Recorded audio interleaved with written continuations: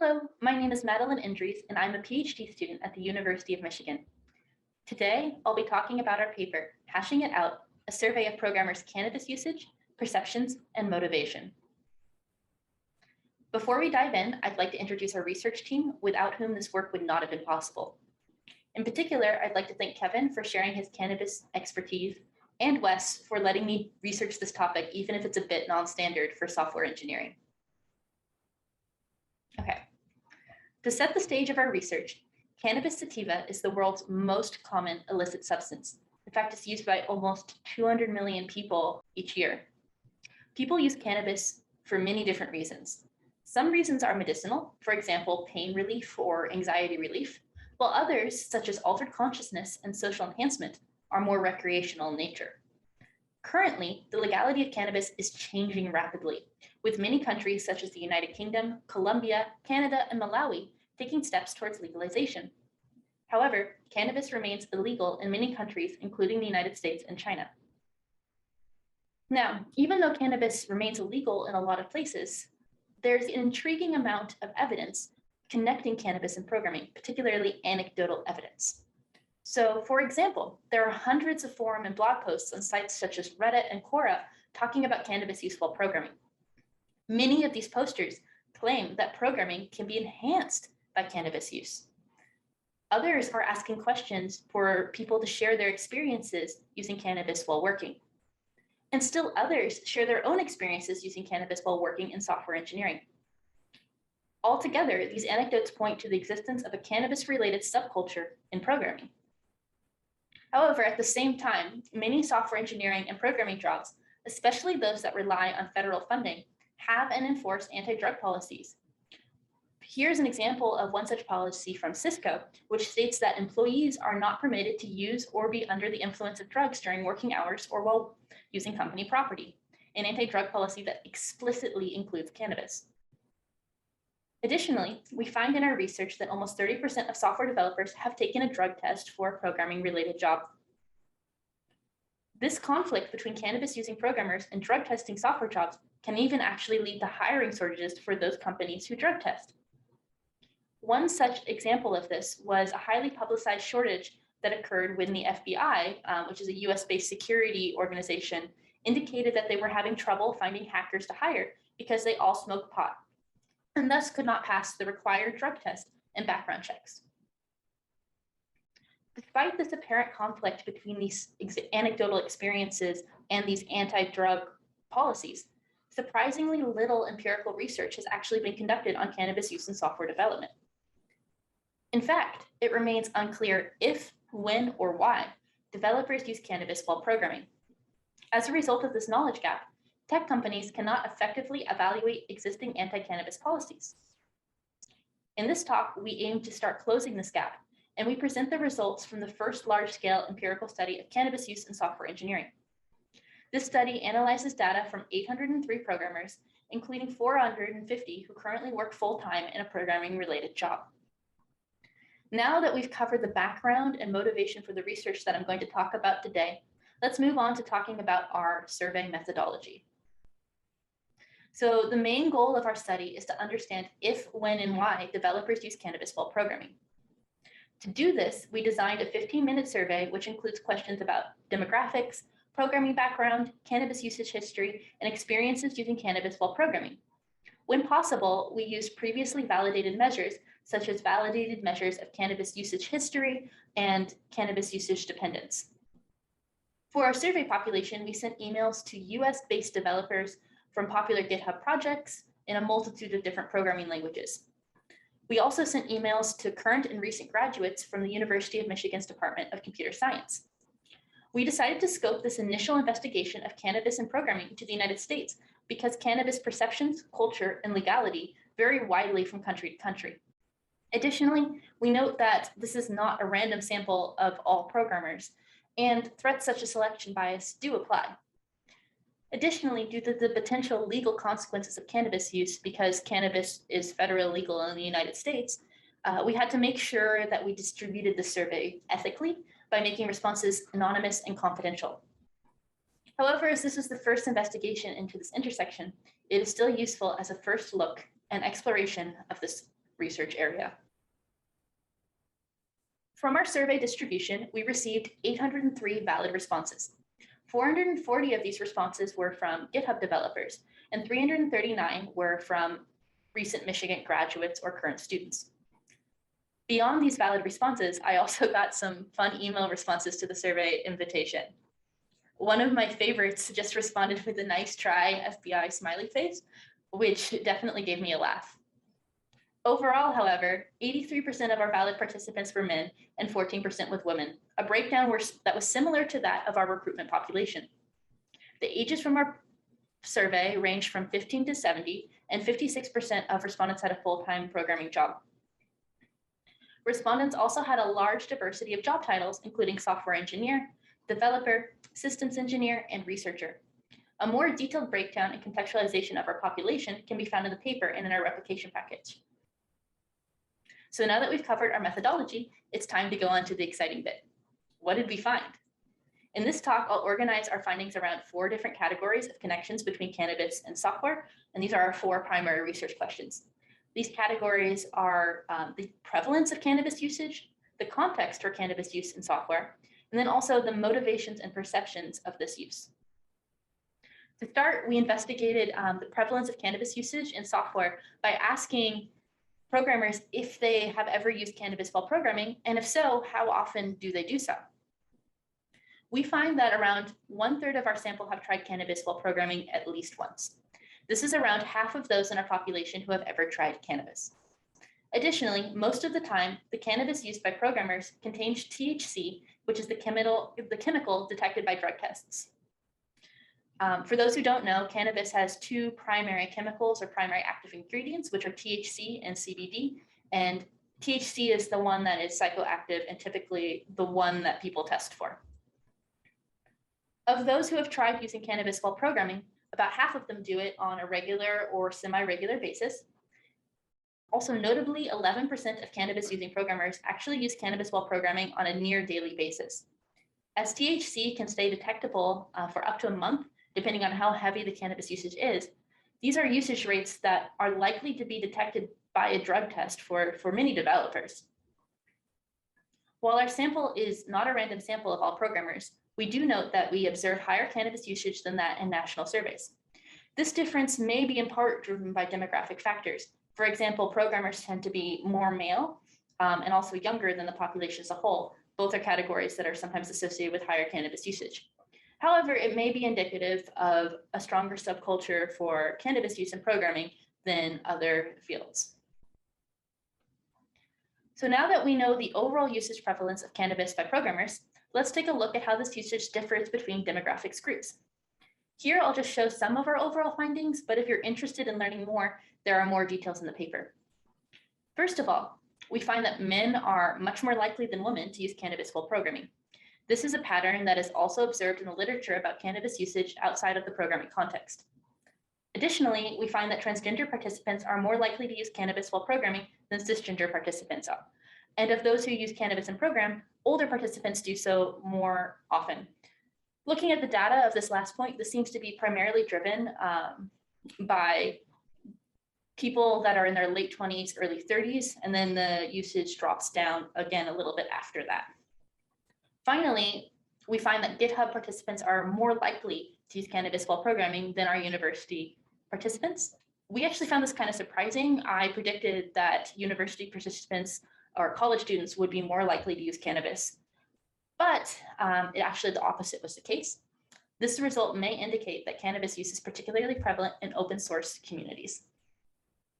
So to summarize this first research question on the prevalence of cannabis use in software, we found that 1/3 of our sample had used cannabis while programming, and about half of that currently used at least once a month.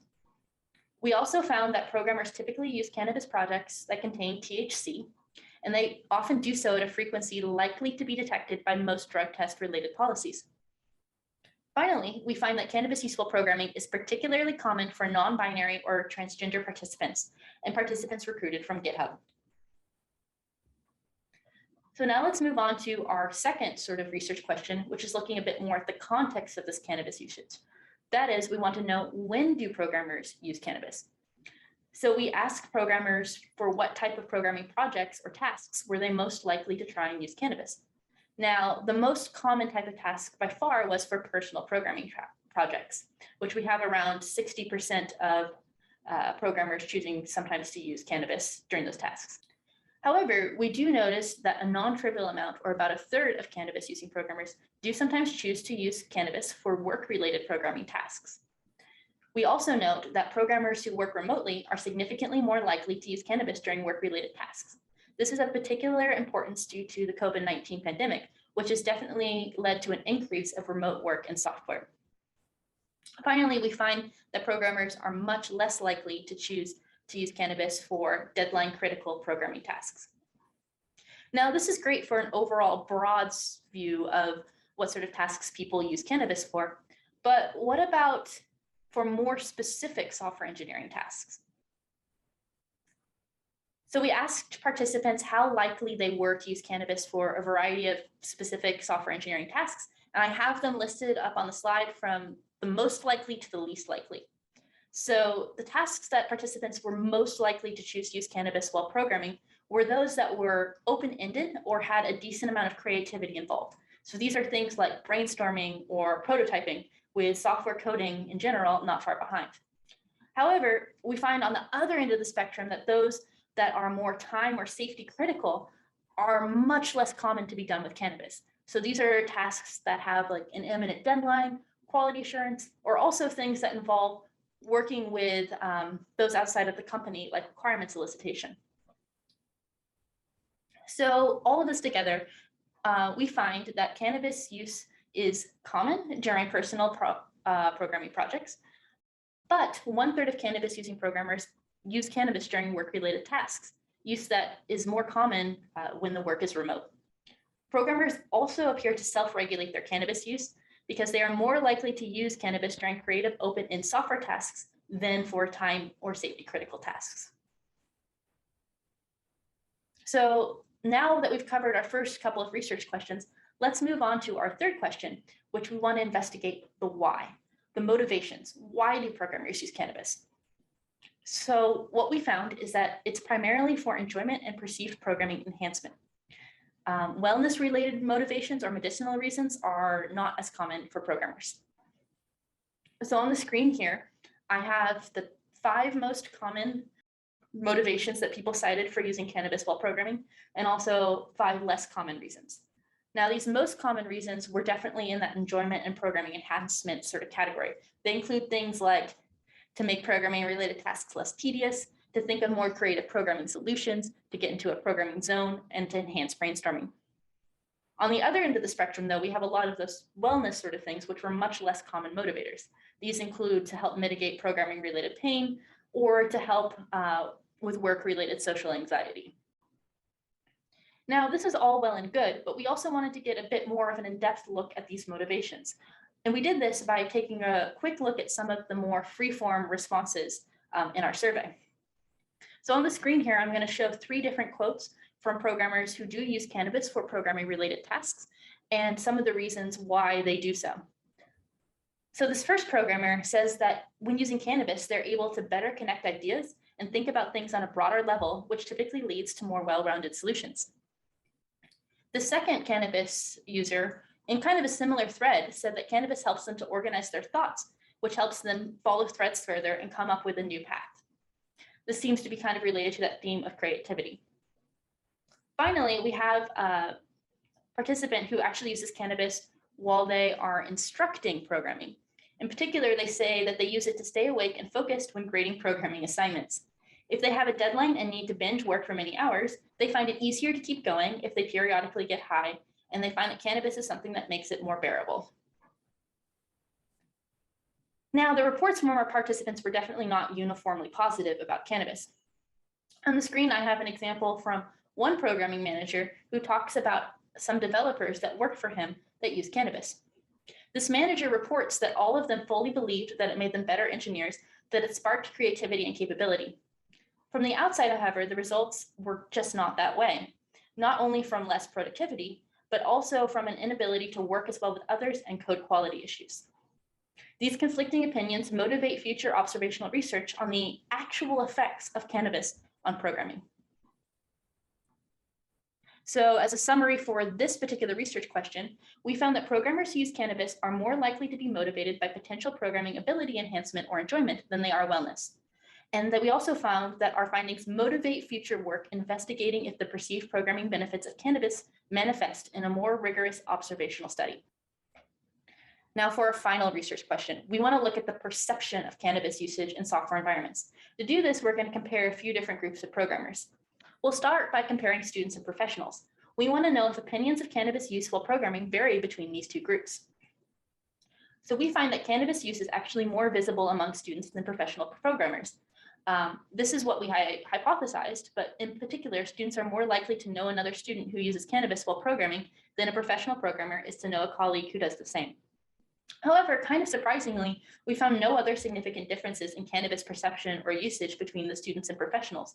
We thought that students would use cannabis more, but this just seems not to be the case. We also wanted to compare managers and employees. We wanted to see if the opinions between these two groups and the perceptions between these two groups are different. We find that employees expect managers to disapprove of cannabis more than they actually do. So employees think their managers would just completely hate if they used cannabis, but actually they're more just ambivalent. Surprisingly, we found no statistical significant difference in how much employees and managers use cannabis, which we thought that managers would use it less, but this was not the case. We also found that managers rarely report witnessing negative cannabis-related effects. So this seems to point to the fact that the quote that I listed earlier may be somewhat of an outlier. In fact, 27% of managers do suspect an employee uses cannabis, but less than 3% report decreased productivity. This is definitely an area that I think would benefit from more investigation or more qualitative study. So in summary, we found that programming students, employees, and managers perceive cannabis use differently despite no significant differences in cannabis usage between the groups. And this indicates a mismatch between perception and reality and invites reconsideration of blanket anti-cannabis policies. So with that, we're going to turn to some of the implications of our results. First of all, our results have implications for company drug policies. We found that 29% of programmers report taking a drug test for a programming job. We also found that many programmers use cannabis in a way that would be detected by these drug tests. However, managers are largely ambivalent about this cannabis use, and it might even lead to hiring shortages. Thus, software company anti-drug policies conflict with the preferred practice of some developers, which really might lead to smaller application pools for drug testing jobs. Our results encourage a reevaluation of anti-cannabis policies in software jobs. Our results also leave some outstanding questions.